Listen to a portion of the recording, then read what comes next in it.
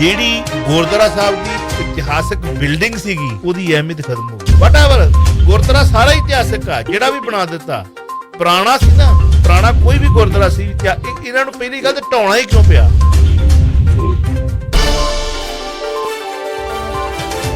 ਤੁਸੀਂ ਸੁਣ ਰਹੇ ਹੋ Chawla news network Toronto, CNN Toronto. ਤੁਹਾਡੇ ਨਾਲ ਗੱਲਬਾਤ ਕਰਨਗੇ ਸਰਦਾਰ ਜਸਵੀਰ ਸਿੰਘ ਜੀ ਪੱਟੀ, ਇਸ ਵਕਤ ਸਾਡੇ ਨਾਲ ਜੁੜ ਚੁੱਕੇ ਨੇ। ਵੌਇਸ ਆਫ ਸਿਟੀ 3020 ਤੇ ਉਹਦਾ ਸਵਾਗਤ ਕਰਦੇ ਆ ਪੱਟੀ ਸਾਹਿਬ। ਵਾਹਿਗੁਰੂ ਜੀ ਕਾ ਖਾਲਸਾ, ਵਾਹਿਗੁਰੂ ਜੀ ਕੀ ਫਤਿਹ। ਵਾਹਿਗੁਰੂ ਜੀ ਕਾ ਖਾਲਸਾ, ਵਾਹਿਗੁਰੂ ਜੀ ਕੀ ਫਤਿਹ ਜੀ। ਕੀ ਹਾਲ ਚਾਲ, ਠੀਕ ਠਾਕ ਹੋ? ਬੜੀ ਕਿਰਪਾ ਜੀ, ਤੁਸੀਂ ਸੁਣਾਓ ਜੀ। ਜੀ ਔਰ ਆਈਬੀ ਮੁਖੀ ਕਿਸਾਨਾਂ ਤੇ ਸਰਕਾਰ ਵਿਚਾਲੇ ਬਣਨਗੇ ਸੂਤਰਧਾਰ। ਪਤਾ ਲੱਗਾ ਹੈ ਕਿ ਸਮਝੌਤਾ ਹੋਣ ਦੇ ਆਸਾਰ ਬਣਦੇ ਆ ਰਹੇ। ਬਿਲਕੁਲ ਜੀ, ਜਦੋਂ ਕੋਈ ਕੰਮ ਬਹੁਤਾ ਉਜੜ ਜਾਵੇ ਉਸ ਟਾਈਮ ਦੇ ਉੱਤੇ ਫਿਰ ਏਜੰਸੀਆਂ ਨੂੰ ਵਰਤਿਆ ਜਾਂਦਾ ਹੈ। ਏਜੰਸੀਆਂ ਦੇ ਵਿੱਚ ਕਈ ਜਿਹੜੇ ਅਫਸਰ ਦੇ ਬੜੇ ਐਫੀਸ਼ੀਐਂਟ ਹੁੰਦੇ ਆ, ਬੜੇ ਕਾਬਲ ਹੁੰਦੇ, ਜਿਹੜੇ ਹਰ ਗੱਲ ਨੂੰ ਸਮਝਦੇ ਆ, ਲਫ਼ਜ਼ ਨੂੰ ਪਛਾਣਦੇ, ਉਸ ਸਭ ਕਰਦੇ। ਸੋ ਤੁਸੀਂ ਪਿਛਲੇ 2-3 ਦਿਨ ਤੋਂ ਜਿਹੜੇ ਬਿਆਨ ਨੇ, ਜਿਹੜੀ ਸਪੀਚ ਸੁਣੋ ਤੁਸੀਂ ਰਾਜੇਵਾਲ ਸਾਹਿਬ ਦੀ, ਬੜੀ ਕੌਨਫੀਡੈਂਟ ਗੱਲ ਕਰਦੇ। ਹਾਂ, ਜਿਹੜੀ ਬੋਡੀ ਜਗੂ ਜੀ ਦੱਸਦੀ, ਬੜਾ ਕੁਝ ਦੱਸਦੀ। ਦਰਬਾਰ ਸਾਹਿਬ ਮੱਥਾ ਟੇਕ ਕੇ ਗਏ ਆ, ਬਾਬੇ ਦਾ ਆਸ਼ੀਰਵਾਦ ਲੈ ਕੇ, ਅਕਾਲ ਤਖਤ ਸਾਹਿਬ ਤੋਂ ਹੋ ਕੇ ਫਿਰ ਦਮਦਮੇ ਗੁਰਦਾਸ ਦੇ ਮੁਖੀ ਵਗੈਰਾ ਵਗੈਰਾ ਵਗੈਰਾ, ਤੇ ਫਿਰ ਬਈ ਆ ਹੀ ਜਾਂਦੀ ਆ, ਮਤਲਬ ਥੋੜੀ ਬਹੁਤੀ ਗੁਰੂ ਮਹਾਰਾਜ ਦਾ ਆਸ਼ੀਰਵਾਦ ਹੋਵੇ, ਲੱਖ ਦੇ ਜਹੇਦਾਰ ਨਾਲ 1.5 ਘੰਟਾ 2 ਘੰਟੇ ਮੁਲਾਕਾਤ ਹੋਵੇ, ਸੂਤਰਧਾਰ ਦਮਦਮੀ ਟਕਸਾਲ ਵਾਲਿਆਂ ਨਾਲ ਫਿਰ ਗੂੜੀ ਮੁਲਾਕਾਤ ਹੋਵੇ, ਤਾਂ ਫਿਰ ਬਈ ਪਰ ਜਿਹੜੇ ਉਹਨਾਂ ਦੇ ਸਾਥੀ ਕੁਝ ਉਹ ਨਾਰਾਜ਼ ਹੋ ਗਏ। ਉਹ ਕਹਿੰਦੇ ਵੀ ਅਜੇ ਤੇ ਗੱਲ ਬੜੀ ਕੋਈ ਨਹੀਂ, ਤੇ ਰਾਜੇਵਾਲ ਸਾਹਿਬ ਆਪਣੇ ਨੂੰ ਪ੍ਰਧਾਨ ਮੰਤਰੀ ਸਮਝਦੇ ਕਿ ਜਦੋਂ ਅਸੀਂ ਫੋਨ ਕਰਦੇ ਸਾਡਾ ਫੋਨ ਨਹੀਂ ਸੁਣਦੇ, ਬਾਕੀ ਕਿਹੜਾ ਕੀ ਸੁਣਨਾ। ਉਹ ਫੋਨ ਉਹੀ ਸੁਣਦੇ ਜਿਹੜੇ ਤੋਂ ਫੀਡ ਕੀਤੇ ਆ, ਜਿਹੜੇ ਉਹਨਾਂ ਦੇ ਕੰਮ ਦੇ, ਬਾਕੀ ਨਹੀਂ। ਇਹ ਆਮ ਲੋਕਾਂ ਨੂੰ ਸ਼ਿਕਾਇਤ ਵੀ ਹੈਗੀ ਇਸ ਗੱਲ। ਚਲੋ ਇਹ ਉਹਨਾਂ ਦੀ ਮਰਜ਼ੀ ਹੈ ਜੀ, ਲੇਕਿਨ ਇਸ ਵੇਲੇ ਜਿਹੜੇ ਸਵਾਲ ਤੇ ਆਪਾਂ ਗੱਲ ਕਰਨ ਲੱਗੇ ਜੀ, ਆਈਬੀ ਜਿਹੜੇ ਮੁਖੀ ਨੇ ਉਹ ਸੂਤਰਧਾਰ ਬਣ ਸਕਦੇ ਨੇ ਇਹਨਾਂ ਦੇ ਸਮਝੌਤੇ। ਮੈਂ ਥੋੜਾ ਜਿਹਾ ਪਿੱਛੇ ਤੁਹਾਨੂੰ ਲੈ ਚੱਲਾਂ। ਜਦੋਂ ਰਾਧਾ ਸਵਾਮੀਆਂ ਦਾ ਤੇ ਪੰਥਕ ਜਥੇਬੰਦੀਆਂ ਦਾ ਵੜੈਚ ਪਿੰਡ ਦਾ ਗੁਰਦੁਆਰਾ ਢਾਉਣ ਤੇ ਉਦੋਂ ਇੱਕ ਪੰਗਾ ਪਿਆ ਸੀਗਾ, ਤੇ ਪੰਥਕ ਜਥੇਬੰਦੀ ਜਾ ਕੇ ਧਰਨਾ ਲਾਤਾ ਸੀ ਰਾਧਾ ਸਵਾਮੀ ਡੇਰੇ ਦੇ ਬਾਹਰ। ਉਸ ਧਰਨੇ ਦੇ ਵਿੱਚ ਕਾਫੀ ਔਖੀ ਸੀ ਸਰਕਾਰ ਵੀ, ਬਾਦਲ ਸਰਕਾਰ ਵੀ ਔਖੀ ਸੀਗੀ, ਇਹ ਸਾਰੇ ਔਖੇ ਸਨ। ਉਸ ਟਾਈਮ ਤੇ ਕੇਂਦਰ 'ਚ ਜਿਹੜੀ ਸਰਕਾਰ ਸੀ ਕਾਂਗਰਸ ਦੀ ਸੀ। ਉਸ ਟਾਈਮ ਦੇ ਉੱਤੇ ਵੀ ਇੱਕ ਵਾਰੀ ਮੈਨੂੰ ਆਪਣੀ ਗੱਲ ਯਾਦ ਆ, ਇੱਥੇ ਆਈਬੀ ਦਾ ਇੱਕ ਹੁੰਦਾ ਸੀ ਹਰਜੀਤ ਸਿੰਘ ਘੁੰਮਣ ਨਾਂ ਦਾ DSP, ਤੇ ਤੁਹਾਨੂੰ ਪਤਾ ਮੇਰਾ ਦਫ਼ਤਰ ਦਰਬਾਰ ਸਾਹਿਬ ਲੱਗ ਗਿਆ। ਦਰਬਾਰ ਸਾਹਿਬ ਵੀ ਅਕਸਰ ਹੁੰਦੇ ਅੰਦਰ, ਤੇ ਮੇਰੇ ਕੋਲ ਆ ਕੇ ਬਹਿ ਜਾਂਦੇ ਕਿ ਨਹੀਂ ਇਹ ਹੋਇਆ ਜਾਂ ਬਾਕੀ ਬੈਠੇ, ਚਲੋ ਕੋਈ ਕਿੱਦਾਂ ਵੀ ਚਾਹ ਪੀਂਦੇ ਯਾਰ। ਤੇ ਮੇਰੇ ਕੋਲ ਆਇਆ ਤੇ ਮੈਨੂੰ ਕਹਿਣ ਲੱਗਾ ਜੀ ਸਾਡੀ ਬੜੀ ਬੇਇੱਜ਼ਤੀ ਹੋਈ ਰੋਜ਼। ਮੈਂ ਕਿਉਂ, ਕੀ ਗੱਲ ਹੋਈ? ਕਹਿੰਦੇ ਉਹ ਬਾਬੇ ਆ ਪੰਗਾ ਨਿਪਟਦਾ ਨਹੀਂ ਤੇ ਸਾਡੀ ਰੋਜ਼ ਕਲਾਸ ਲੱਗਦੀ, ਤੁਸੀਂ ਕਰਦੇ ਕੀ? ਮੈਂ ਕਿਹਾ ਜੀ ਪੰਗਾ ਤੇ 5 ਮਿੰਟਾਂ ਨਿਬੜ ਜੂਗਾ, ਤੁਸੀਂ ਨਿਬੇੜਨ ਵਾਲੇ ਬੋਲੋ। ਉਹ ਕਿਵੇਂ? ਮੈਂ ਦੱਸਿਆ ਉਹਨੂੰ ਸਾਰੀ ਗੱਲ ਇੱਦਾਂ ਹੋ ਸਕਦੀ, ਹੋ ਗਈ ਗੱਲ ਹੋ ਜੀ। ਚਲੋ ਆਪਾਂ ਡਿਟੇਲਸ ਕਰਨ ਲੱਗੇ, ਕਿਹੜੀ ਗੱਲ ਕਰਦੇ ਡਿਟੇਲਸ ਕਰ ਲਈਏ ਜੀ ਆਪਾਂ। ਹਾਂਜੀ ਹਾਂ, ਕਰ ਲਈਏ, ਕਰ ਲੈਂਦੇ ਜੀ। ਨਹੀਂ ਕਰ ਲਈ ਆਪਾਂ ਪਹਿਲਾਂ। ਉਹ ਜਦੋਂ ਗੱਲ ਹੋਈ ਤੇ ਮੈਂ ਉਹਨੂੰ ਇੰਨੀ ਗੱਲ ਦੀ, ਮੈਂ ਕਿਹਾ ਵੀ ਗੁਰਦੁਆਰਾ ਬਣਾ ਦਿਓ ਤੇ ਪੰਗਾ ਮੁੱਕ ਜੂਗਾ। ਉਹਦਾ ਗੁਰਦੁਆਰਾ ਨਹੀਂ ਬਣ ਸਕਦਾ। ਮੈਂ ਕਿਹਾ ਬਣ ਸਕਦਾ। ਜਦੋਂ ਮੈਂ ਕਿਹਾ ਮੈਂ ਕਾਲਜ 'ਚ ਪੜ੍ਹਦਾ ਹੁੰਦਾ ਸੀ, ਸਾਡਾ ਇੱਕ NC ਦਾ ਕੈਂਪ ਲੱਗਦਾ ਹੁੰਦਾ ਸੀ ਉੱਥੇ ਬਿਆਸ, ਜਿੱਥੇ ਛਾਉਣੀ ਇਹਨਾਂ ਦੀ, ਅਸੀਂ 11-12 ਦਿਨ ਉੱਥੇ ਰਹਿੰਦੇ ਸੀ। ਤੇ 11-12 ਦਿਨਾਂ ਦੇ ਵਿੱਚ ਸਾਡੇ 2-3 ਚੱਕਰ ਜਿਹੜੇ ਸੀ ਉਹ ਆਪ ਲਵਾਉਂਦੇ ਹੁੰਦੇ ਸੀ ਫੌਜੀ ਡੇਰੇ ਰਾਧਾ ਸਵਾਮੀ। ਮੈਂ ਆਪਣੀ ਅੱਖੀਂ ਵੇਖਿਆ ਕਿ ਉੱਥੇ ਗੁਰਦੁਆਰਾ ਵੀ ਸੀਗਾ, ਉੱਥੇ ਮਹਾਰਾਜ ਦਾ ਬੀੜ ਵੀ ਸੀਗਾ। ਉਹ 2 ਸਟੇਜਾਂ ਲੱਗਦੀਆਂ ਸੀ, ਇੱਕ ਸਟੇਜ ਉੱਪਰ ਹੁੰਦੀ ਸੀ ਜਿੱਥੇ ਮਹਾਰਾਜ ਦਾ ਪ੍ਰਕਾਸ਼ ਕੀਤਾ ਹੁੰਦਾ ਸੀ ਸ੍ਰੀ ਗੁਰੂ ਗ੍ਰੰਥ ਸਾਹਿਬ। ਇੱਕ ਤੇ ਛੋਟੀ ਬੜੀ ਹੁੰਦੀ ਸੀ ਜਿੱਥੇ ਬਾਬਾ ਚਰਨ ਸਿੰਘ ਜੀ ਬੈਠਦੇ ਸੀ। ਜਿਹੜਾ ਉੱਪਰ ਬੈਠਾ ਗ੍ਰੰਥੀ ਸੀਗਾ ਉਹਦੇ ਚ ਤੁਕ ਪੜ੍ਹਦਾ ਸੀ, ਸ਼ਬਦ ਪੜ੍ਹਦਾ ਸੀ, ਤੇ ਉਹਦੀ ਵਿਆਖਿਆ ਗਿਆਨ ਜਿਹੜੇ ਬਾਬਾ ਚਰਨ ਸਿੰਘ ਵੀ ਕਰਕੇ ਦੱਸਦੇ ਸੰਗਤ ਬੜੀ ਬੈਠੀ ਹੁੰਦੀ ਸੀ। ਮੈਂ ਕਿਹਾ ਮੈਂ ਆਪਣੀ ਅੱਖੀ ਵੇਖਿਆ ਤੇ ਅੱਖੀ ਕੰਨੀ ਸੁਣਿਆ। ਉਹ ਕਹਿੰਦੇ ਅੱਛਾ ਇਹ ਗੱਲ ਹੈਗੀ? ਮੈਂ ਕਿਹਾ ਹੈਗੀ। ਉਦੋਂ ਬਾਅਦ ਮੈਂ ਕਿਹਾ ਇਹਨਾਂ ਕਾਲੀਆਂ ਨੇ ਕੀ ਕੀਤਾ, ਤੂੰ ਆਪਣੇ ਨੂੰ ਗੁਰੂ ਖੋਣਾ, ਤੂੰ ਕਿਵੇਂ ਗੁਰੂ ਤੋਂ ਅਸੀਂ ਗੁਰੂ ਟੈਕਟ ਕਹਿੰਦਾ ਲੈ ਜਾਓ ਜੀ, ਤੁਹਾਨੂੰ ਚਾਹੀਦੀ ਸੀ, ਕੋਈ ਗੱਲ ਨਹੀਂ, ਲੇਕਿਨ ਅਸੀਂ ਪ੍ਰਚਾਰ ਗੁਰੂ ਗ੍ਰੰਥ ਸਾਹਿਬ ਦਾ ਕਰਾਂਗੇ। ਉਹਨਾਂ ਨੇ ਇੰਚੀਆਂ ਰੱਖ ਕੇ ਉੱਥੇ ਪ੍ਰਚਾਰ ਕੀਤਾ ਸੀ। ਉਹ ਮੈਂ ਉਹਨੂੰ ਕਿਹਾ, ਮੈਂ ਕਿਹਾ ਹੋ ਸਕਦੀ? ਕਹਿੰਦਾ ਯਾਰ ਇਹ ਤਾਂ ਗੱਲ ਮੁਸ਼ਕਲ। ਮੈਂ ਕਿਹਾ ਤੂੰ ਟਰਾਈ ਕਰ। ਉਹਨੇ ਆਪਣੇ IG ਨਾਲ ਗੱਲ ਕੀਤੀ, IG ਨੇ DGP ਨਾਲ ਗੱਲ ਕੀਤੀ ਵੀ ਆਹ ਗੱਲ ਪਹਿਲਾਂ ਹੁੰਦੀ ਰਹੀ ਹੈ ਜੀ। ਉਹ ਮੁਸਲਮਾਨ ਸੀ ਉਦੋਂ ਜਿਹੜੇ DGP ਹਨ। ਔਰ ਤੁਹਾਨੂੰ ਮੈਂ ਦੱਸ ਦਿਆਂ ਚਾਵਲਾ ਸਾਹਿਬ, ਜਿੰਨੀਆਂ ਸਾਡੀਆਂ ਸੁਰੱਖਿਆ ਏਜੰਸੀਆਂ ਨੇ, ਇਹ ਸਾਰੇ DGP ਦੀ ਮੀਟਿੰਗ ਵਿੱਚ ਉਹਨੂੰ ਪ੍ਰਜ਼ਾਈਡ IB ਦਾ ਕਰੇਗਾ। ਜੇ ਜ਼ਿਲ੍ਹੇ ਦੇ ਵਿੱਚ ਕੋਈ ਅੱਜ ਕਰਦਾ ਵਾ ਤਾਂ ਉਹਨੂੰ ਜ਼ਿਲ੍ਹੇ ਦਾ IB ਦਾ ਕਰੇਗਾ, ਬਾਕੀ ਸਭ ਜਿਹੜੇ ਬਣੇ ਹੋਣਗੇ ਸਭ। ਉਹਨੇ ਕੀ ਕੀਤਾ, ਉਹਨੇ ਗੱਲ ਕੀਤੀ, ਉਹ ਬੰਦਾ ਸਿਆਣਾ ਸੀਗਾ, ਉਹਨੇ ਬਾਬੇ ਨਾਲ ਗੱਲ ਕੀਤੀ, ਬਾਬਾ ਜੀ ਏਦਾਂ ਗੱਲ ਹੈਗੀ? ਕਹਿੰਦਾ ਹੈਗੀ ਆ ਯਾਰ। ਕਹਿੰਦਾ ਫਿਰ ਕਹਿੰਦਾ ਯਾਰ ਤੁਸੀਂ ਕੰਮ ਨਿਬੇੜੋ, ਅਸੀਂ ਗੁਰਦੁਆਰਾ ਬਣਾ ਦਿਆਂਗੇ। ਉਹਦਾ ਫਿਰ ਫੋਨ ਆਇਆ, ਕਹਿੰਦਾ ਮੈਨੂੰ ਕਹਿੰਦੇ ਜੀ ਹੁਣ ਜਿੱਦਾਂ ਕਰੋ ਤੁਸੀਂ ਮਾਨ ਸਾਹਿਬ ਨਾਲ ਗੱਲ ਕਰੋ, ਬਾਬੇ ਦਾਦੂਵਾਲ ਨਾਲ ਕਰੋ। ਕੁਦਰਤੀ ਮੈਂ ਦੋਵਾਂ ਨੂੰ ਫੋਨ ਕੀਤੇ, ਦੋਵਾਂ ਫੋਨ ਚੁੱਕ ਲਿਆ। ਮੈਂ ਕਿਹਾ ਜੀ ਜੇ ਕਿਤੇ ਆਪਣਾ ਗੁਰਦੁਆਰਾ ਬਣ ਜੇ ਤੇ ਝਗੜਾ ਖਤਮ ਹੋ ਸਕਦਾ, ਫਿਰ ਝਗੜਾ ਹੀ ਕਿਸੇ ਗੱਲ ਦਾ ਮੇਰੇ ਗੁਰਦੁਆਰਾ ਬਣ ਜੇ ਦੂਜੇ ਦੇ ਸਾਨੂੰ ਕੀ ਹੈ। ਜਦੋਂ ਉਹਨਾਂ ਦੋਵਾਂ ਇੰਨੀ ਗੱਲ ਕੀਤੀ, ਮੈਂ ਕਿਹਾ ਭਾਈ ਆਹ ਉਹਨਾਂ ਕਿਹਾ ਹੀ ਜਾਂ ਤੁਸੀਂ ਪੜ੍ਹਿਆ ਵਿਚਾਰ ਲਓ। ਉਹਨੇ ਫਿਰ ਜਾ ਕੇ ਗੱਲ ਕੀਤੀ ਬਾਹਰ ਜਾ ਕੇ ਮੇਰੇ ਦਫ਼ਤਰੋਂ। ਉਹਨਾਂ ਦੇ ਹੁਕਮ ਆਇਆ ਵੀ ਉਹਨੂੰ IG ਨੂੰ, ਤੇ ਉਹ ਕਹਿੰਦਾ ਵੀ ਤੁਸੀਂ ਜਿਹੜੀ ਨੇੜੇ ਫਲਾਈਟ ਹੈਗੀ ਭਾਈ ਦਿੱਲੀ ਆ ਜਾਓ। ਸਬੱਬ ਵੇਖੋ ਕਿਵੇਂ ਬਣਦਾ। ਮਾਨ ਸਾਹਿਬ ਵੀ ਦਿੱਲੀ ਨੇ, ਬਾਬਾ ਵੀ ਦਿੱਲੀ ਹੈ। ਇਹਨਾਂ ਦੋਵਾਂ ਨੂੰ ਸ਼ਾਮੀ 6 ਵਜੇ ਇਹ ਇਕੱਠਿਆਂ ਕਰ ਦਿੰਦੇ ਇੱਕ ਜਗ੍ਹਾ ਤੇ। ਦੋਵਾਂ ਦੀ ਗੱਲ ਹੁੰਦੀ, ਇੱਕ ਦੂਜੇ ਦੀ ਜਿਹੜੀ ਹਾਲਚਲ ਪੁੱਛਦੀ ਹੈ, ਤੇ ਮੁੜ ਕੇ ਮਾਨ ਸਾਹਿਬ ਦੀ ਰਿਸ਼ਤੇਦਾਰੀ ਵੇਖਣ ਆਉਂਦੀ ਬਾਬੇ। ਉਹਨੇ ਕਹਿਤਾ ਜੀ ਗੁਰਦੁਆਰਾ ਬਣਾ ਦੇਵਾਂਗੇ, ਸ਼ਾਨਦਾਰ ਗੁਰਦੁਆਰਾ ਬਣਾਵਾਂਗੇ, ਉੱਥੇ ਅਸੀਂ ਕੀਰਤਨੀ ਵੀ ਰੱਖਾਂਗੇ, ਉੱਥੇ ਅਸੀਂ ਜਿਹੜਾ ਅਸੀਂ ਗ੍ਰੰਥੀ ਵੀ ਰੱਖਾਂਗੇ, ਤੇ ਜਿਹੜੇ ਸਾਡੇ ਪੈਰੋਕਾਰ ਨੇ ਉਹਨਾਂ ਦੀਆਂ ਬੱਚਿਆਂ ਦੀਆਂ ਸ਼ਾਦੀਆਂ ਉੱਥੇ ਆ ਕਰਨ। ਉਹ ਤੁਹਾਨੂੰ ਕੀ ਚਾਹੀਦਾ ਜੀ? ਉਹ ਮਾਮਲਾ ਏਦਾਂ ਉਹਦਾ ਜਿਹੜਾ ਸੀ DGP ਤੇ ਨਜਿੱਠਦਾ, ਤੇ ਮੁੜ ਕੇ ਮੇਰੇ ਕੋਲ ਆਇਆ ਉਹ ਬੰਦਾ DSP ਕਹਿੰਦਾ ਯਾਰ ਮੇਰਾ ਬੜਾ ਕੌਣ ਬਣੇ, ਗਲਤ ਕੋਈ ਆਈ ਨਹੀਂ। ਮੈਂ ਗੱਲ ਸੁਣਨ ਦੀ ਗੱਲ ਪਤਾ ਹੈਗੀ, ਬਾਕੀ ਗੱਲ ਟੈਕਨੀਕਲ ਗੱਲ ਸੀ, ਬਾਕੀ ਦੀ ਗੱਲ ਕੋਈ ਨਹੀਂ ਸੀ। ਪੱਟੀ ਸਾਹਿਬ ਇੱਕ ਪਹਿਲਾਂ ਵੀ ਤੁਸੀਂ ਦੱਸਿਆ, ਤੇ ਅੱਜ 4 ਚੀਜ਼ਾਂ ਨੋਟ ਕਰ ਲਈਆਂ। ਇੱਕ ਤੇ DGP ਆ ਗਿਆ, ਕਹਿੰਦਾ ਮੇਰੀ ਟੌਰ ਬਣ ਗਈ। ਦੂਜੀ ਸਬੱਬ ਵਾਲੀ ਗੱਲ ਕੀਤੀ ਤੁਸੀਂ ਕਿ ਸਬੱਬ ਬਣ ਗਿਆ ਕਿ ਮਾਨ ਸਾਹਿਬ ਵੀ ਉੱਥੇ ਸੀ ਤੇ ਬਾਬਾ ਜੀ ਵੀ ਉੱਥੇ ਸੀ। ਇਹ ਸਬੱਬ ਬਣਾਉਣ ਵਾਲਾ ਕੌਣ ਸੀਗਾ ਇਹ ਤੁਹਾਨੂੰ ਸ਼ਾਇਦ ਨਾ ਪਤਾ ਹੋਵੇ ਕਿ ਸਬੱਬ ਕਿਵੇਂ ਬਣਿਆ, ਵੀ ਚਲੋ ਉੱਥੇ ਚੱਲਦੇ ਆ, ਸਬੱਬ ਬਣ ਗਿਆ। ਫਿਰ ਆ ਗਈ ਗੱਲ ਰਿਸ਼ਤੇਦਾਰੀ ਦੀ। ਹੁਣ ਮਿੱਠੇ ਤੇ ਰਿਸ਼ਤੇਦਾਰੀ ਨਿਕਲ ਆਈ। ਅੱਛਾ, ਰਿਸ਼ਤੇਦਾਰੀ ਫਿਰ ਜਿਹੜੀ ਆ ਉਹ ਪੰਥਕ ਏਕਤਾ ਗੁਰਦੁਆਰਾ ਸਾਹਿਬ ਬਣਾਉਣ ਦੇ ਵਿੱਚ ਬੜੀ ਭੂਮਿਕਾ ਨਿਭਾ ਗਈ। ਅਸੀਂ ਫੇਰ ਭੋਲੇ ਦੇ ਭੋਲੇ ਅਸੀਂ ਫੇਰ ਹੁਣ ਹੋਵੇ ਚਾਵਲਾ ਤੇ ਗੱਲ ਆਈ ਹੋਵੇ ਇੱਥੇ ਤੇ ਆਹ ਸੀਤਾ ਜਾਵੇ ਤੇ ਪਤਾ ਨਹੀਂ। ਮੈਂ ਤਾਂ ਕਈ ਵਾਰੀ ਕਹਿ ਚੁੱਕਾ ਕਿ ਮੇਰਾ ਬੰਨਾ ਕੀ ਆ, ਮੈਨੂੰ ਮੂੰਹ ਤੇ ਆਈ ਮੇਰੀ ਕੋਈ ਜ਼ਬਾਨ ਤੇ ਗੱਲ ਰਹਿ ਨਹੀਂ ਸਕਦੀ। ਤੁਸੀਂ ਇਨੀਸ਼ੀਏਟਿਵ ਲੈ ਲਿਆ, ਚਲੋ ਤੁਹਾਡੇ ਕੋਲ ਆ ਗਏ, ਤੁਸੀਂ ਦੂਜੀ ਵਾਰੀ ਸਟੋਰੀ ਸੁਣਾਈ, ਉਦੋਂ ਮੈਂ ਸ਼ਾਇਦ ਕਿਤੇ ਖੂਨ ਫਾਨ ਆ ਗਿਆ ਹੋਊਗਾ, ਉਦੋਂ TV ਨਹੀਂ ਹੋਣਾ। ਅੱਜ ਮੈਂ ਤੁਹਾਡੀ ਇਕੱਲੀ ਗੱਲ ਸੁਣੀ, 4-5 ਚੀਜ਼ਾਂ ਹੋਰ ਵੀ ਇਹਦੇ ਵਿੱਚ ਨੇ। ਇਹਦਾ ਮਤਲਬ ਕਿ ਉਹ ਚੀਜ਼ਾਂ ਜ਼ਿਆਦੀਆਂ ਪ੍ਰਭਾਵਸ਼ਾਲੀ ਸੀ, ਤੇ ਜਿਹੜੀ ਗੁਰਦੁਆਰਾ ਸਾਹਿਬ ਦੀ ਇਤਿਹਾਸਕ ਬਿਲਡਿੰਗ ਸੀਗੀ ਉਹਦੀ ਅਹਿਮੀਅਤ ਖਤਮ ਹੋ ਗਈ, ਜੋ ਉੱਥੇ ਪ੍ਰਾਤਨ ਸੀ। ਚਲੋ ਐਨੀਵੇ ਅੱਗੇ ਵਧਦੇ ਆ, ਆਪਾਂ ਗੱਲ ਲੰਬੀ ਕੱਲ ਹੀ ਕਰਨੀ ਹੈ। ਥੋੜੇ ਤੋਂ ਦੱਸ ਦਿਆ ਕਿ ਉਹ ਜਿਹੜਾ ਗੁਰਦੁਆਰਾ ਇਤਿਹਾਸਕ ਗੁਰਦੁਆਰਾ ਨਹੀਂ ਸੀ। ਵਟਐਵਰ, ਗੁਰਦੁਆਰਾ ਸਾਰਾ ਇਤਿਹਾਸਕ ਆ, ਜਿਹੜਾ ਵੀ ਬਣਾ ਦਿੱਤਾ ਪੁਰਾਣਾ ਸੀ ਨਾ।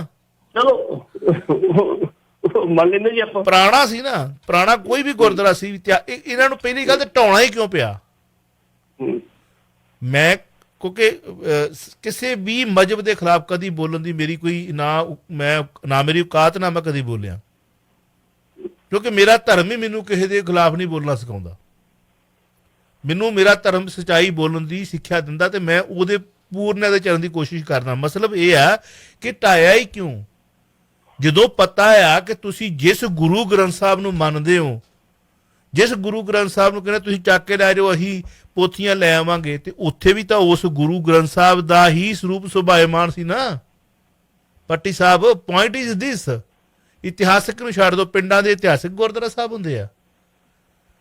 ਸੜਕਾਂ ਦੇ ਉੱਤੇ ਇੱਕ ਤੁਸੀਂ ਮੱਟੀ ਬਣਾ ਦਿਓ, ਇੱਕ ਮੱਟੀ ਬਣਾ ਦਿਓ। ਮੈਨੂੰ ਬਚਪਨ ਦੇ ਵਿੱਚ ਯਾਦ ਆ, ਮੈਂ ਪਿੰਡੋਂ ਕਪੂਰਥਲੇ ਜਾਂਦਾ ਹੁੰਦਾ ਸੀ, ਕਦੀ ਕਿਤਾ 1 2 4 5 ਵਾਰੀ ਛੋਟੇ ਹੁੰਦੇ ਗਿਆ ਸੀ। ਸੜਕ ਸਿੱਧੀ ਹੁੰਦੀ ਸੀ ਕਿ ਜਲੰਧਰ ਨੂੰ ਜਾਂਦੀ, ਜਿਹੜੀ ਜੀ ਜੀ ਜੀ, ਇੱਕ ਛੋਟਾ ਜਿਹਾ ਕਿਸੇ ਨੇ ਦੀਵਾ ਬਾਲਿਆ, ਵੱਡਾ ਹੁੰਦਾ ਗਿਆ, ਵੱਡਾ ਹੁੰਦਾ ਗਿਆ, ਵੱਡਾ ਹੁੰਦਾ ਗਿਆ। ਅੱਜ ਉੱਥੋਂ ਇੰਨੀ ਹਟਵੀਂ ਐ ਨਿਕਲਦੀ ਆ। ਉਹਦਾ ਕੀ ਇਤਿਹਾਸ ਆ? ਉਹ ਜੁਰਤ ਨਹੀਂ ਪਈ ਕਿਸੇ ਦੀ ਢਾਉਣ ਦੀ। ਤੁਹਾਡੇ ਅੰਮ੍ਰਿਤਸਰ ਦੇ ਆਲੇ ਦੁਆਲੇ ਕਿੰਨੀਆਂ ਸਮਾਧਾਂ ਬਣ ਗਈਆਂ। ਕਿਸੇ ਦੀ ਜੁਰਤ ਹੈਗੀ ਢਾਉਣ ਦੀ? ਇਸ ਕਰਕੇ ਉਹ ਇਤਿਹਾਸਕ ਸੀ ਜਾਂ ਨਹੀਂ ਸੀ, ਮਹਾਰਾਜ ਦਾ ਸਰੂਪ ਤੇ ਉਹਦੇ ਸੁਭਾਇਮਾਨ ਸੀ। ਜੇ ਸਤਿਕਾਰ ਸੀ ਤੇ ਮਹਾਰਾਜ ਦਾ ਸਰੂਪ ਉਹੀ ਸੀ। ਉਹਨੂੰ ਕਿਸੇ ਤਰੀਕੇ ਨਾਲ ਵੀ ਕੀਤਾ ਜਾ ਸਕਦਾ ਸੀਗਾ ਵੀ ਸਾਡੇ ਰਾਹ ਦੇ ਵਿੱਚ ਇਹ ਗੁਰਦੁਆਰਾ ਸਾਹਿਬ ਮਤਲਬ ਇੱਕ ਕਿਸਮ ਦਾ ਰੋੜਾ ਬਣਦਾ ਪਿਆ, ਹਟਾ ਦਿਓ, ਬਾਅਦ ਦੇ ਵਿੱਚ ਵੇਖਾਂਗੇ। ਇਹ ਤੇ ਚਲੋ ਐਨੀਵੇ ਗੱਲ ਲੰਬੀ ਹੋ ਜਾਣੀ ਹੈ। ਮੀ ਟੂ ਦੇ ਕੇਸ ਵਿੱਚ ਤਰੁਣ ਤੇਜਪਾਲ ਨੂੰ ਜੀ, ਉਹਦੇ ਵਿੱਚ ਹੁਣ ਕੱਲ ਇੱਕ ਅਖਬਾਰ ਨੇ ਵੀ ਹਿੰਟ ਦਿੱਤਾ ਸੀ ਕਿ ਜਿਹੜੇ ਮੇਖਾ ਅਰਜਿੰਦਰ ਕੁਮਾਰ ਨੇ, ਜਿਹੜੇ DGP, ਉਹ ਵਿਸ਼ੇਸ਼ ਭੂਮਿਕਾ ਨਿਭਾ ਰਹੇ। ਉਹ ਦੋਵਾਂ ਦੇ ਵਿੱਚ ਵਿਚੋਲਗੀ ਕਰ ਰਹੇ, ਸਰਕਾਰ ਦੇ ਵਿੱਚ ਤੇ ਕਿਸਾਨਾਂ ਦੇ ਵਿੱਚ। ਇਹਦੇ ਬਾਰੇ ਕਿਹਨੂੰ ਜਾਣਕਾਰੀ, ਇਹਦੇ ਬਾਰੇ ਮੈਨੂੰ ਨਹੀਂ ਮਾਲੂਮ। ਲੇਕਿਨ ਇਹ ਆ, ਮੈਂ ਕੱਲ ਜਦੋਂ ਅਖਬਾਰ 'ਚ ਪੜ੍ਹਿਆ ਤੇ ਉਦੋਂ ਮੇਰਾ ਮੱਥਾ ਠਣਕਿਆ। ਮੈਂ ਕਿਹਾ ਗੱਲ ਕੁਛ ਹੋਰ ਚੱਲਦੀ ਹੈ। ਉਹਦੇ ਵਿੱਚ ਕੀ ਹੈ ਵੀ ਸਰਕਾਰ ਇਸ ਵੇਲੇ, ਜੋ ਮੇਰੀ ਇਨਫੋਰਮੇਸ਼ਨ, ਸਰਕਾਰ ਇਸ ਵੇਲੇ ਘਬਰਾਈ ਹੈ। ਸਰਕਾਰ ਸੋਚਦੀ ਕਿ ਅਗਲੇ ਜਿਹੜੇ ਸਾਲ ਦੇ ਵਿੱਚ 7 ਸਟੇਟਾਂ ਦੇ ਵਿੱਚ ਜਿਹੜੀਆਂ ਚੋਣਾਂ ਆ ਰਹੀਆਂ, ਸਾਡਾ ਕਿਤੇ ਬੋਰੀਆ ਬਿਸਤਰਾ ਗੋਲ ਨਾ ਹੋਏ। ਦੂਜੇ ਪਾਸੇ ਪੀਕੇ ਫਿਰ ਆਂਦਾ ਵੀ ਪਿੱਛੇ ਪਾਵਾਂਗੇ ਤੁਹਾਡੇ ਚੜਕਿਆਂ ਦਾ, ਕੋਈ ਗੱਲ ਨਹੀਂ। ਬੀਜੇਪੀ ਵਾਲੇ ਪੀਕੇ ਦੇ ਪਿੱਛੇ ਫਿਰਦੇ ਹੋਣ, ਉਹ ਭਾਈ ਤੂੰ ਜਾਈ ਨਾ ਕਿਤੇ ਕਿ ਤੈਨੂੰ ਅਸੀਂ ਗੇਦ ਕਰਨੀ।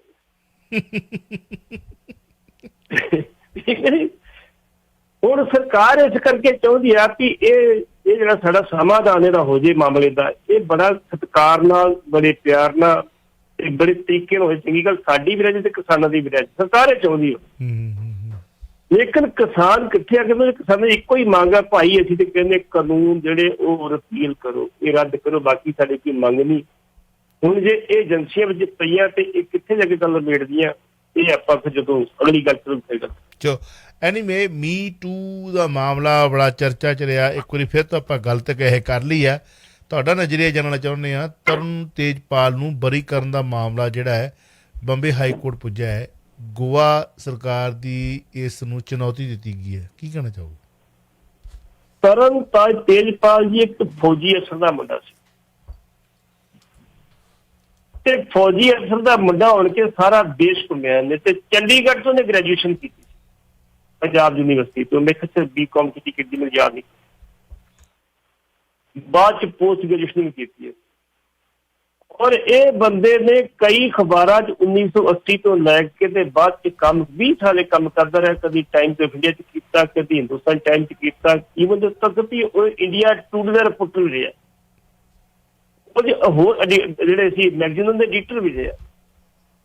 2007 ਦੇ ਵਿੱਚ ਉਹਨੇ ਇੱਕ ਤਹਿਲਕਾ ਨਾਂ ਦੀ ਵੈਬਸਾਈਟ ਚਲਾਈ, ਇੱਕ ਨਾਲ ਪੇਪਰ ਚਲਾਇਆ। ਉਹ ਤਹਿਲਕਾ ਇੰਨਾ ਬਚਾਇਆ ਵੀ ਜਿਹੜੇ ਅਫਸਰ ਸੀ ਉਹ ਵੀ ਥਰ ਕੰਮਣ ਲੱਗੇ, ਤੇ ਜਿਹੜੇ ਲੀਡਰ ਸੀ ਵੀ ਕੰਮਣ ਲੱਗੇ ਵੀ ਇਹਦਾ ਪਤਾ ਨਹੀਂ ਕਿਹਦੇ ਸਵੇਰੇ ਕਿਹਦਾ ਤਬਾਲਾ ਦੇਣਾ।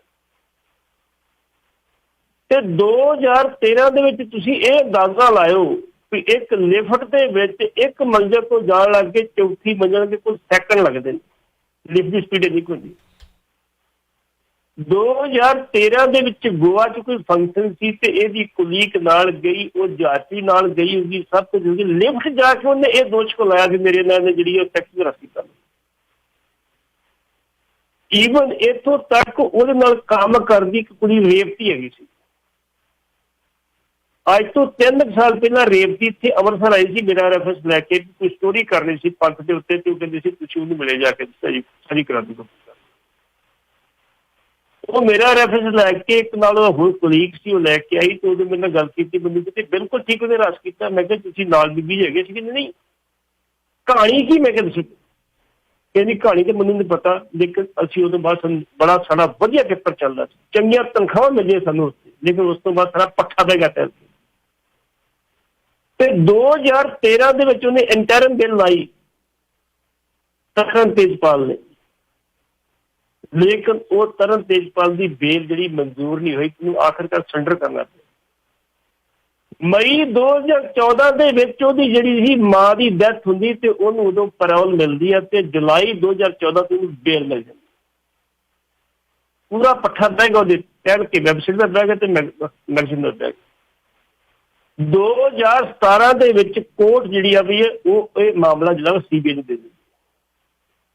CBI ਦੀ ਪੜਤਾਲ ਤੁਹਾਨੂੰ ਪਤਾ ਢਿੱਲੀ ਚੱਲਦੀ ਹੁੰਦੀ, ਸਭ ਹੁੰਦਾ, ਲੇਕਿਨ 24 ਅਪ੍ਰੈਲ ਨੂੰ ਇਹਦਾ ਜਿਹੜਾ 24 ਅਪ੍ਰੈਲ 2021 ਨੂੰ ਇਹਦਾ ਫੈਸਲਾ ਆਉਣਾ ਸੀ, ਲੇਕਿਨ ਕੋਰਟ ਨੇ ਤਰੀਕ ਪਾਤੀ ਸੀ 12 ਤੋਂ ਫਿਰ ਉਹਨੇ 21 ਪਾਤੀ ਤੇ 21 ਨੂੰ ਕਹਿ ਦਿੱਤਾ ਕਿ ਤਰਨ ਤੇਜਪਾਲ ਨੂੰ ਜਿਹੜੀ ਬਾਇੱਜ਼ਤ ਬਰੀ ਕਰਦੀ ਅਦਾਲਤ, ਇਹਦਾ ਕੋਈ ਕਸੂਰ ਨਹੀਂ।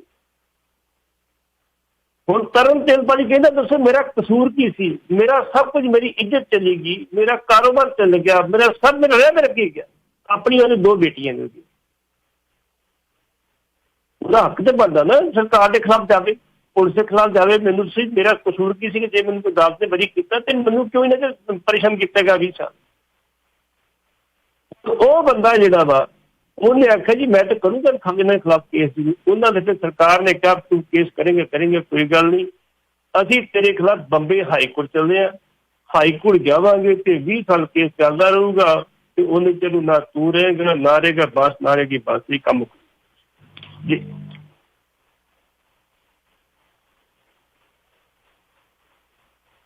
ਜੀ ਚਾਵਲਾ ਸਾਹਿਬ। ਵਾਕ ਸਿੰਘ ਚਾਵਲਾ ਇਸ ਵਕਤ ਤੁਸੀਂ ਸੁਣਦੇ ਦੇਖਦੇ ਜਾ ਰਹੇ ਹੋ ਚਾਵਲਾ ਨਿਊਜ਼ ਨੈਟਵਰਕ ਟੋਰਾਂਟੋ, ਔਰ ਅਗਲਾ ਪੰਜਾਬ ਰੇਡੀਓ ਪਹੁੰਚੀ ਸੀ ਇਸ ਵਕਤ ਮੰਡੇ ਟੂ ਫਰਾਈਡੇ ਸਵੇਰੇ 9 ਤੋਂ 10 ਰਾਤ ਨੂੰ 8 ਵਜੇ ਤੋਂ ਲੈ ਕੇ 12 ਵਜੇ ਤੱਕ ਸੁਣਦੇ ਹੋ। ਮੇਰੇ ਨਾਲ ਕਾਲਰ ਨੇ ਇੱਕ, ਦੇਖਦੇ ਹਾਂ ਕੀ ਕਹਿਣਾ ਚਾਹੁੰਦੇ ਨੇ। ਵੈਲਕਮ ਜੀ। ਹਾਂਜੀ, ਚਾਵਲਾ ਸਾਹਿਬ ਤੇ ਪੱਟੀ ਸਾਹਿਬ, ਵਾਹਿਗੁਰੂ ਜੀ ਕਾ ਖਾਲਸਾ। ਮੇਰੇ ਨਾਲ ਕਾਲਰ ਨੇ ਇੱਕ, ਦੇਖਦੇ ਹਾਂ ਕੀ ਕਹਿਣਾ ਚਾਹੁੰਦੇ ਨੇ। ਵੈਲਕਮ ਜੀ। ਹਾਂਜੀ, ਚਾਵਲਾ ਸਾਹਿਬ ਤੇ ਪੱਟੀ ਸਾਹਿਬ, ਵਾਹਿਗੁਰੂ ਜੀ ਕਾ ਖਾਲਸਾ, ਵਾਹਿਗੁਰੂ ਜੀ ਕੀ ਫਤਿਹ। ਵਾਹਿਗੁਰੂ ਜੀ ਕੀ ਫਤਿਹ ਜੀ। ਤਰ੍ਹਾਂ ਦੀਆਂ ਰੰਗ ਬਿਰੰਗੀਆਂ ਖਬਰਾਂ ਦੇ ਨਾਲ ਜਾਣੂ ਕਰਾਉਂਦੇ ਹੋ, ਹਾਲਾਤ ਕੀ ਹੈ ਉਹ ਵੀ ਚੰਗੀ ਗੱਲ ਆ, ਲੋਕਾਂ ਤੱਕ ਪਹੁੰਚਦੇ ਆ।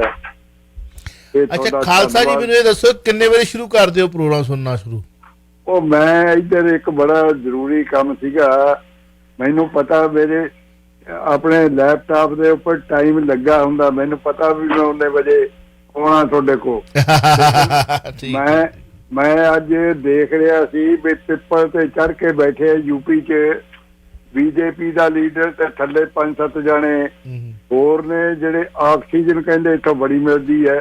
ਠੀਕ ਹੈ, ਪਿੱਪਲ ਤੋਂ ਮਿਲਦੀ ਹੈ ਇਹ ਗੱਲ ਬਿਲਕੁਲ ਠੀਕ ਹੈ, ਲੇਕਿਨ ਜਿਹੜੀ ਕਰੋਨਾ ਮਾਤਾ ਦੀ ਇੱਕ ਤਸਵੀਰ ਬਣਾਈ ਹੈ ਤੇ ਹਵਨ ਕਰ ਰਹੇ ਹੈ ਹਸਪਤਾਲ ਦੇ ਵਿੱਚ, ਔਰ ਬਿਹਾਰ ਦੇ ਹਸਪਤਾਲਾਂ ਦੇ ਵਿੱਚ ਜਲੋ ਜਲ ਹੋਇਆ ਫਿਰਦਾ ਤੇ ਬੰਗਾਲ ਨੂੰ ਦਿੱਤਾ ਹੀ ਕੁਛ ਨਹੀਂ।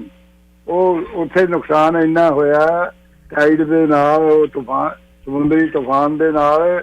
ਇਹ ਤੁਸੀਂ ਦੇਖ ਲਓ ਹੁਣ ਮੋਦੀ PM ਦਾ ਰੋਲ ਅਦਾ ਨਹੀਂ ਕਰ ਰਿਹਾ, ਔਰ ਰਾਮਦੇਵ ਜਿਹੜਾ ਆਪ ਤਾਂ ਗਊ ਮੂਤਰ ਪੀਂਦਾ ਨਹੀਂ ਤੇ ਆਪਦੇ BJP ਦੇ ਭਗਤਾਂ ਨੂੰ ਤੇ ਆਪਦੇ ਭਗਤਾਂ ਨੂੰ, ਉਹ BJP ਦੇ ਹੀ ਹੈ ਸਾਰੇ, ਉਹਨਾਂ ਨੂੰ ਮਹਿੰਗੇ ਭਾਅ ਤੇ ਗਊ ਮੂਤਰ ਪਿਲਾਉਂਦਾ ਹੈ। ਫਲੇਵਰ ਪਾਤੇ ਵਿੱਚ, ਫਲੇਵਰ ਵੱਖ-ਵੱਖ। ਅੱਛਾ ਹਾਂ, ਫਲੇਵਰ ਉਹ ਤੁਸੀਂ ਬਿਹਤਰ ਜਾਣਦੇ ਹੋ, ਤੁਹਾਡੇ ਤੋਂ ਵੱਧ ਜਾਣਕਾਰੀ ਕੌਣ ਦੇਊ?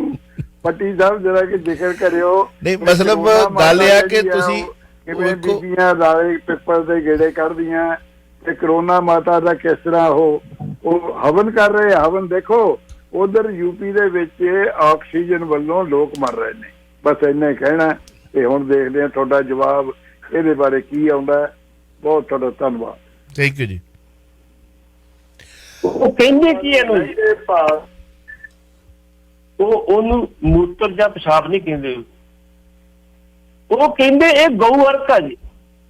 ਗਊ ਅਰਕ। ਅਰਕ ਉਹ ਗਊ ਅਰਕ ਕਰਕੇ ਦਿੰਦੇ ਉਹਨਾਂ ਨੂੰ। ਜਿੱਦੇ ਇਹਨਾਂ ਦੇ ਯੋਗਾ ਸੈਂਟਰ ਆ ਉੱਥੇ ਵੀ ਲੋਕਾਂ ਨੂੰ ਗਊ ਅਰਕ ਕਰਕੇ ਇਹ ਵੇਚਿਆ ਜਾਂਦਾ, ਮਹਿੰਗੇ ਭਾਅ ਦਾ ਵੇਚਿਆ ਜਾਂਦਾ। ਮਤਲਬ 4 ਸਵੇਰੇ ਕਮਾਈ ਲਾਲਾ ਰਾਮਦੇਵ ਬਣਿਆ, ਬਾਬਾ ਰਾਮਦੇਵ ਬਣ ਗਿਆ, ਜੋਗੀ ਰਾਮਦੇਵ ਬਣ ਗਿਆ, ਬੜਾ ਕੁਝ ਬਣ ਗਿਆ। ਹੁਣ ਜਿਹੜੀ ਗੱਲ ਤੁਸੀਂ ਕਹਿੰਦੇ ਹੋ ਵੀ ਪਿਸ਼ਾਬ ਦੀ ਗੱਲ ਆ, ਤੁਸੀਂ ਇਹਨੂੰ ਗੱਲ ਛੱਡੋ। ਇੱਥੋਂ ਤੱਕ ਕਿ ਇੱਕ ਵਿਧਾਇਕ ਨੇ ਬਾਬੇ ਦੀ ਜਿਹੜੀ ਪੁਸਤ ਪਨਾਹੀ ਕਰ ਦਿੱਤੀ ਪੂਰੀ ਠੋਕ ਜਾ ਕੇ। ਉਹਨੇ ਕਹਿਤਾ ਬਾਬਾ ਬਿਲਕੁਲ ਠੀਕ ਕਹਿ ਰਿਹਾ, ਸਾਡੇ ਵੇਦਾਂ ਸਾਰੇ ਹੈਗੇ ਆ, ਜਿਹੜੇ ਸਾਡੇ ਆ ਜਿਹੜੀਆਂ ਜੁਗਤਾਂ ਦੱਸਦੇ ਨੇ ਵੇਦਾਂ ਸਾਰੇ ਹੈਗੀਆਂ। ਕਹਿੰਦਾ ਉਹਨਾਂ ਡਾਕਟਰ ਦੀ ਗੱਲ ਕਰਦੇ ਹੋ ਜਿਹੜੀ 10 ਰੁਪਏ ਦੀ ਗੋਲੀ ਜਿਹੜੀ 100 ਰੁਪਏ ਚ ਵੇਚਦੇ ਨੇ। ਡਾਕਟਰ ਨਹੀਂ ਵੇਚਦੇ, ਕਾਹਦੇ ਡਾਕਟਰ ਨੇ? ਉਹ ਕਹਿੰਦਾ ਇਸ ਕਰਕੇ ਉਹ ਕਹਿੰਦਾ ਬਾਬਾ ਜੋ ਕਹਿ ਰਿਹਾ ਠੀਕ ਕਹਿ ਰਿਹਾ, ਅਸੀਂ ਸਪੋਰਟ ਤੇ ਆ। ਕਿਆ ਬਾਤ ਹੈ, ਕਿਆ ਬਾਤ ਹੈ। ਤੇ ਬਾਬੇ ਨੇ ਫੜ ਕੇ ਆਯੁਰਵੈਦਾ ਹੀ ਵੇਚਤਾ ਫੜਕਾ। ਜਿਹੜਾ ਪੁਰਾਣੇ ਸਮੇਂ ਦੇ ਵਿੱਚ ਉਹਨੂੰ ਕਹੋ ਕਿ ਉਹ ਇੱਕ ਕੋਈ ਵਿਚਾਰਾ ਪੌੜੀ ਢੇਲੀ ਦੇ ਨਾਲ ਇਲਾਜ ਕਰਦਾ ਸੀਗਾ, ਉਹ ਵਿਚਾਰੇ ਪੈਸੇ ਵੀ ਨਹੀਂ ਲੈਂਦੇ ਸੀਗੇ। ਪੁਰਾਣੇ ਪੰਡਤ ਹੱਥ ਦੇਖਣ ਦੇ ਪੈਸੇ ਨਹੀਂ ਲੈਂਦੇ ਜੀ। ਜਿਵੇਂ ਸਾਡੇ ਪਿੰਡਾਂ ਦੇ ਵਿੱਚ ਗੁਰਦੁਆਰੇ ਦੇ ਭਾਈ ਗਿਆ ਕਰਕੇ ਲੈ ਕੇ ਆਉਂਦੇ ਸੀ ਤੇ ਗਏ ਨੂੰ ਰਾਤ ਨੂੰ ਫੁਲਕਾ ਛਕਾਉਣਾ ਹੁੰਦਾ ਸੀਗਾ, ਉਹਦੇ ਵਿੱਚ ਉਹ ਆਪ ਛਕਦੇ ਸੀ। ਉਹ ਉਹਨਾਂ ਦੀ ਗੱਲ ਨਾ ਕਰੋ, ਇਹ ਤੇ ਕਾਰਪੋਰੇਟ ਜਗਤ ਬਣ ਗਿਆ। ਹਰ ਚੀਜ਼ ਇਹਦੀ ਜਿਹੜੀ ਆ ਇਹਨੇ ਹੁਣੇ ਆ ਪਿੱਛੇ ਜੇ ਚੱਕ ਕੇ ਤੇ ਆਟਾ ਵੀ ਮਹਿੰਗਾ ਕਰ ਦਿੱਤਾ। ਇਹਦੀ ਨਹੀਂ ਗੱਲ ਤੁਹਾਨੂੰ ਸਮਝ ਲੱਗੀ? 10 ਰੁਪਏ ਦੀ ਗੋਲੀ ਵੇਚਣ ਵਾਲੇ ਨੂੰ ਮਜਬੂਰ ਕਿਹਨੇ ਕੀਤਾ ਹੈ? ਵੇਚਦਾ ਕੌਣ ਆ? ਉਹਦਾ ਰੇਟ ਕੌਣ ਤੈਅ ਕਰਦਾ? ਸਰਕਾਰ ਤੁਹਾਡੀ ਹੈ ਇਸ ਵਕਤ। ਬਿਲਕੁਲ ਬਿਲਕੁਲ ਤੁਹਾਡੀ ਗੱਲ ਸੀ ਕਿ ਚਾਵਲਾ ਸਾਹਿਬ ਜਿਹੜੀ ਕੈਂਸਰ ਦੀ ਦਵਾਈ ਸੀ ਉਹ 2.5 ਲੱਖ ਰੁਪਏ ਚ ਵੇਚੀ ਜਾਂਦੀ ਸੀ। 20 ਸਾਲ ਦਾ ਉਹਦਾ ਜਿਹੜਾ ਸੀ ਪੇਟੈਂਟ ਸੀਗਾ। 20 ਸਾਲ ਦਾ ਪੇਟੈਂਟ ਖਤਮ ਹੋਇਆ ਤੇ ਮੁੜ ਕੇ ਜੈਨਰਿਕ ਦਵਾਈ ਬਣੀ ਤੇ ਉਹ ਕਿੰਨੇ ਦੀ ਬਣੀ? 8000 ਚ ਵਿਕੀ। ਅੱਛਾ 2.5 ਲੱਖ ਕਿੱਥੇ 8 ਲੱਖ ਰੁਪਇਆ ਤੇ ਦਿੱਤਾ ਕਿਨੇ? ਬਿਲਕੁਲ। ਲਕਸ਼ਮਦੀਪ ਦੇ ਭਾਜਪਾਈਆਂ ਦੀ ਕੱਲ ਆਪਾਂ ਗੱਲ ਕਰਦੇ ਪਏ ਸੀ, ਕਹਿੰਦੇ ਕਿ ਛੱਡੀ ਭਾਜਪਾ ਦੇ ਵਿੱਚ ਬੜਾ ਵੱਡਾ ਹੜਕੰਪ ਮੱਚਿਆ ਹੋਇਆ। ਲਕਸ਼ਦੀਪ ਜਿਹੜਾ ਜੀ ਇੱਕ ਛੋਟਾ ਜਿਹਾ, ਸਭ ਤੋਂ ਛੋਟਾ ਜਿਹੜਾ ਸਾਡਾ ਉਹ ਕੇਂਦਰ, ਉਹਦੇ ਵਿੱਚ 36 ਟਾਪੂ ਨੇ। 36 ਟਾਪੂਆਂ ਦੇ ਵਿੱਚ ਬਹੁਤੇ ਟਾਪੂ ਜਿਹੜੇ ਉਹ ਖਾਲੀ ਪਏ ਨੇ। ਤੇ ਲਕਸ਼ਦੀਪ ਦੀ ਕਿੰਨੀ ਆਬਾਦੀ ਆ? ਸਿਰਫ 70,000। 93% ਲੋਕ ਜਿਹੜੇ ਆ ਉੱਥੇ ਮੁਸਲਮਾਨ ਰਹਿੰਦੇ, ਸੁੰਨੀ ਮੁਸਲਮਾਨ। ਉਹ ਸੁੰਨੀ ਮੁਸਲਮਾਨ ਜਿਹੜੇ ਨੇ ਉਹ ਤੁਹਾਨੂੰ ਪਤਾ ਗਊ ਦਾ ਮਾਸ ਵੀ ਖਾਂਦੇ ਆ, ਉਹ ਆਪਣੇ ਤਰੀਕੇ ਨੂੰ ਹੋਰ ਵੀ ਜਿਹੜਾ ਕੁਝ ਖਾਂਦੇ ਪੀਂਦੇ। ਜਿਹੜਾ ਉੱਥੇ ਗਵਰਨਰ ਲਾਇਆ ਜਾਂਦਾ, ਜਿਹੜਾ ਪ੍ਰਬੰਧਕ ਲਾਇਆ ਉੱਥੇ, ਪ੍ਰਬੰਧਕ ਕਹਿੰਦੇ ਉਹਨੂੰ, ਉਹ ਪਟੇਲ ਆ, ਸਾਬਕਾ ਮੁੱਖ ਮੰਤਰੀ ਗੁਜਰਾਤ ਦਾ। ਉਹਨੇ ਕੀ ਕੀਤਾ? ਉਹਨੇ ਕਿਹਾ ਗਊ ਮਾਸ ਤੇ ਪਾਬੰਦੀ ਤੇ ਸ਼ਰਾਬ ਖੁੱਲੀ, ਜਿੰਨੀ ਮਰਜ਼ੀ ਪੀਓ, ਤੁਹਾਨੂੰ ਕਿਹਦੀ ਪੁੱਛਦਾ। ਜਦੋਂ ਕਿ ਮੁਸਲਿਮ ਧਰਮ ਦੇ ਵਿੱਚ ਸ਼ਰਾਬ ਟੋਟਲੀ ਮਲਾਈ, ਨਸ਼ਾ ਟੋਟਲੀ ਮਲਾਈ, ਉਹ ਨਹੀਂ ਪੀਂਦੇ ਸੀ। ਹੁਣ ਉੱਥੋਂ ਦੇ ਜਿਹੜੇ ਯੂਥ ਵਿੰਗ ਦੇ ਆਗੂ ਨੇ ਉਹਨਾਂ ਨੇ ਕਈਆਂ ਨੇ ਅਸਤੀਫੇ ਦੇ ਦਿੱਤੇ ਵੀ ਅਸੀਂ ਤੋਂ ਬਹੁਤ ਦੁਖੀ ਆ। ਭਾਜਪਾ ਨੇ ਕਿਹਾ ਜਾਂ ਇਹਨੂੰ ਬਦਲ ਦੇ, ਅਸੀਂ ਚੱਲੇ ਜੀ। ਹੁਣ ਜਿੱਥੇ 93% ਲੋਕ ਹੈ ਹੀ ਮੁਸਲਮਾਨ, ਹਿੰਦੂ ਬਹੁਤ ਘੱਟ ਨੇ, ਤੇ ਉੱਥੇ ਤੁਸੀਂ ਜੇ ਕੋਈ ਪ੍ਰਬੰਧਕ ਲਾਉਣਾ ਤੇ ਮੁਸਲਮਾਨ ਲਾ ਦਿਓ, ਕੋਈ ਗੱਲ ਨਹੀਂ। ਲੇਕਿਨ ਉਹ ਤੇ ਕੰਮ ਕਰਨਾ ਨਹੀਂ ਨਾ ਆਪਾਂ। ਮੁਸਲਮਾਨ ਤੇ ਟਿਕਟ ਦੇਣੀ ਨਾ, ਮੁਸਲਮਾਨ ਤੇ ਪ੍ਰਮੋਟ ਕਰਨਾ ਹੀ ਨਹੀਂ ਆਪਾਂ। ਇਸ ਕਰਕੇ ਉਹਨਾਂ ਲੋਕਾਂ 'ਚ ਹੜਕੰਪ ਆ। ਉਹ ਬੰਦੇ, ਉਹ ਲੋਕ ਜਿਹੜੇ ਨੇ ਬੜੇ ਦੁਖੀ ਨੇ ਤੇ ਸਰਕਾਰ ਨੂੰ ਕਹਿੰਦੇ ਪਏ ਸੀ ਚੱਲਣੇ ਭਾਜਪਾ ਛੱਡੀ। ਅਸੀਂ ਚਾਵਲਾ ਸਾਹਿਬ 2017 ਦੀਆਂ ਚੋਣਾਂ ਦੇ ਵਿੱਚ ਮੀਜ਼ੋਰਾਮ ਤੋਂ ਇੱਕ ਯੂਨਿਟ ਆਇਆ ਸੀ ਇਲੈਕਸ਼ਨ ਕਰਾਉਣ ਵਾਸਤੇ, ਇਹਨਾਂ ਦਾ ਸਿੱਖਿਆ ਫੋਰਸਿਸ ਦਾ। ਉਹ ਪੰਜਾਬ ਦੇ ਇੱਕ ਇਲਾਕੇ 'ਚ ਆਇਆ ਸੀ ਤੇ ਉਹਨੇ ਕੁੱਤੇ ਖਤਮ ਕਰਤੇ ਸੀ, ਖਾ ਕੇ ਕੁੱਤੇ ਨਹੀਂ ਛੱਡੇ ਉਹਨਾਂ ਕੋਲ। ਕਈਆਂ ਨੇ ਪਹੁੰਚ ਕੀਤੀ, ਮਾਰਾ ਸਾਡੇ ਵੀ 10 ਦਿਨ ਲਾ ਦਿਓ ਇੱਥੇ, ਸਾਡੇ ਵੀ ਕੁੱਤੇ ਕੱਤੇ ਬੜੇ ਹੈਗੇ। ਮਤਲਬ ਉਧਰ ਦੇ ਲੋਕ ਜਿਹੜੇ ਇਹੋ ਜਿਹੇ ਜਾਨਵਰ ਸਾਰੇ ਖਾ ਜਾਂਦੇ ਆ, ਗਾਂ ਵੀ ਖਾ ਜਾਂਦੇ ਆ, ਕੁੱਤੇ ਵੀ ਖਾ, ਸਭ ਕੁਝ ਖਾ ਜਾਂਦੇ। ਹੁਣ ਖਾਣ ਪੀਣ ਤੇ ਕੰਟਰੋਲ ਕਹਿੰਦੇ ਜੇ ਗੋਆ ਦੇ ਵਿੱਚ ਲੈ ਲਓ, ਕੇਰਲਾ ਦੇ ਵਿੱਚ ਲੈ ਲਓ, ਕਰਨਾਟਕਾ 'ਚ ਲੈ ਲਓ, ਜੇ ਇਹੋ ਜਿਹੀ ਥਾਵਾਂ ਤੇ ਕਿਤੇ ਮਨਾ ਨਹੀਂ ਹੈਗੀ ਗਊ ਮਾਸ ਵਿੱਚ ਸਾਡੇ ਤੋਂ ਤੁਸੀਂ ਪਾਬੰਦੀ ਕਿਉਂ ਲਾਉਂਦੇ ਤੁਸੀਂ? ਹੁਣ ਉੱਥੇ ਉਹ ਬਗਾਵਤ ਕਰਕੇ ਬੈਠੇ ਨੇ ਤੇ ਹੋ ਸਕਦਾ ਵੀ ਕੱਲ ਨੂੰ ਦੇ ਧਰਨੇ ਧੁਰਨੇ ਵੀ ਲੱਗ ਜਾਣ ਉਹਨਾਂ ਦੇ ਵੀ ਅਸੀਂ ਤੈਨੂੰ ਬਦਲਾ ਕੇ ਛੱਡ ਜੋ ਮਰਜ਼ੀ ਹੋਊਗਾ ਤੂੰ ਸਾਨੂੰ ਪਰੇਸ਼ਾਨ ਕਰਨਾ ਇੱਥੇ।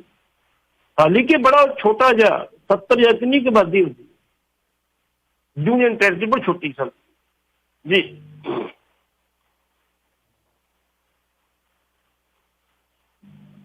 ਆਵਾਜ਼ ਨਹੀਂ ਆ ਰਹੀ ਜੀ, ਆਵਾਜ਼ ਕਰੋ ਸਹੀ।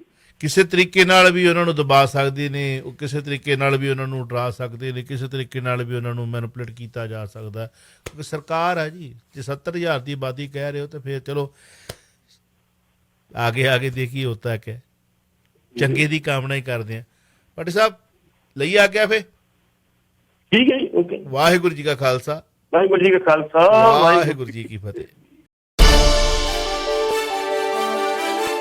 ਤੁਸੀਂ ਸੁਣ ਰਹੇ ਹੋ Chawla news network Toronto CNN Toronto.